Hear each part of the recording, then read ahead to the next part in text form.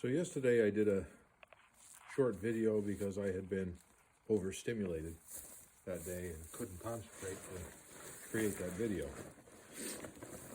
So just wanted to touch base on that and maybe explain the whole reason.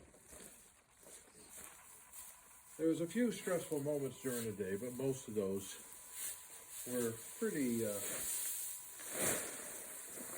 well handled. I didn't have too much difficulty with that. But actually what set me off, what really caused me to go into a downward spiral, was I have a new granddaughter, and she was crying. I also have a 5-month-old puppy who was running around and causing typical puppy chaos. My 2 grandchildren were over watching TV, and they were watching some action type cartoon or something that was kind of loud. My daughter and my wife were having a conversation, and my brain just shut down. And I just could not think, I could not concentrate, I could not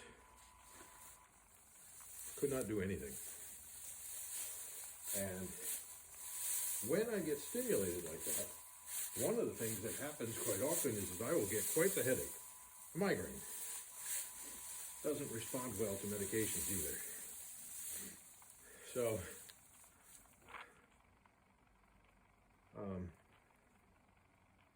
today, much better.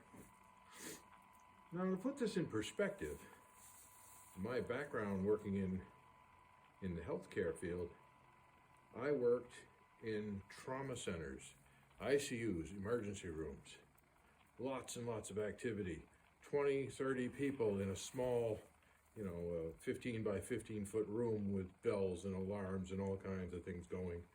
And I had to do multiple calculations in my head to make the life support systems, because that was my job, is to run the ventilators, to make them perform optimally to save that patient's life. And now, kids running around watching cartoons and a puppy yapping makes it so that I can't function. And it's happening more and more often. So what I'm going to be doing is my wife and I had a small discussion about this today. I was supposed to go to my oldest granddaughter's cheerleading session today, and I couldn't do it. It was just too much activity, too many people, a couple hundred people probably. Decided it would be best if I stayed home and did some work around the barn and take care of the horses and stuff. So we're going to be having a conversation with a neurologist who was already aware of some of these symptoms to discuss anti-anxiety meds. I'm hoping it's something that won't affect me too badly. I'll still be able to concentrate, and yet in those moments where the stimulation is so high, I can take those.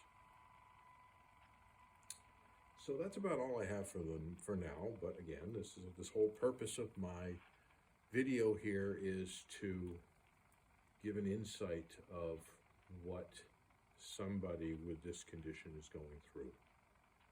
And if you have questions, please ask, because there are things that I wouldn't even think to ask myself, but you might. And it could be very helpful to me. It could be helpful to somebody else. It might be helpful to you.